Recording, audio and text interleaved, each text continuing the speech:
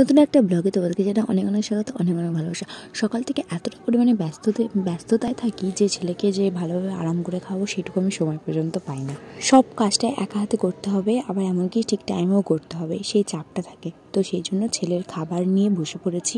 এমনকি ছেলের প্রচুর সর্দি কাশি হয়েছে, সেই জন্য ডাক্তার দেখিয়েছিলাম, তো সেই মেডিসিনটা নিয়েও বসে পড়েছি। এটা হচ্ছে জিভে খায়ের ওষুধ, খাবার আগে খাওয়াতে বলেছে, তো সেটা খাইয়ে দিচ্ছি, খাওয়ানোর পরে খাওয়াবো। আর কি বলতো, বাবুর যে কোনো ওষুধই আমাকে মানে কিছুটা খাওয়ানোর পরে খাইয়ে দিতে হয়, নাহলে পুরো খাবার খাওয়ানোর পরে খাওয়ালে ও বমি করে ফেলে, মানে নিতে পারে না ও।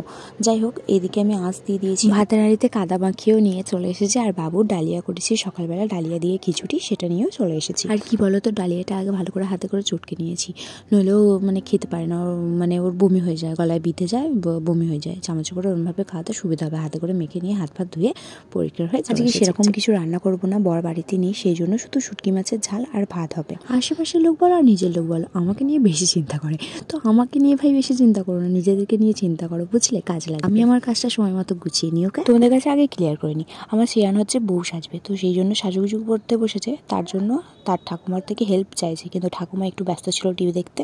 কিন্তু সে তো সারার পাত্তি নয়, তাকে তো হেল্প আগে করতেই হবে, কেননা ব্যস্ত মানুষ বলে কথা।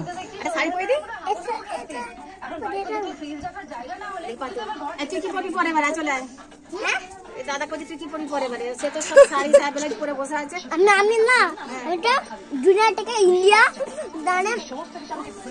এই এত কিছু করছিস কেন? মাথায় কি তার কেটে গেছে? হ্যাঁ,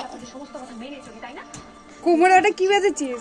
কোমরে বেবিরা বেরিয়েছে, মেয়েটা ডোর। মেয়ে সাজবি বলে ব্লাউজ কোমরে পরেছিস? দেখি পাতে এই পাটা তো এই তো আরে মেয়েটা দেখে এইদিকে কর, এইটা কেটে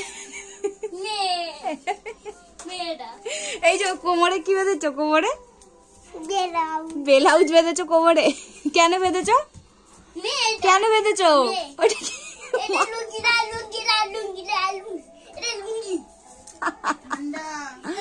ও তুই লুঙ্গি ডান্স করবে, আর ওটা দীপিকা পাডুকোন হয়েছে তোমার নায়িকা? ভাই তোমার নায়িকা হয়েছে? একটু নাচো ভাইকে নিয়ে তাহলে লুঙ্গি ডান্সটা। এই যে দীপিকা, দীপিকা, দীপিকা ডার্লিং।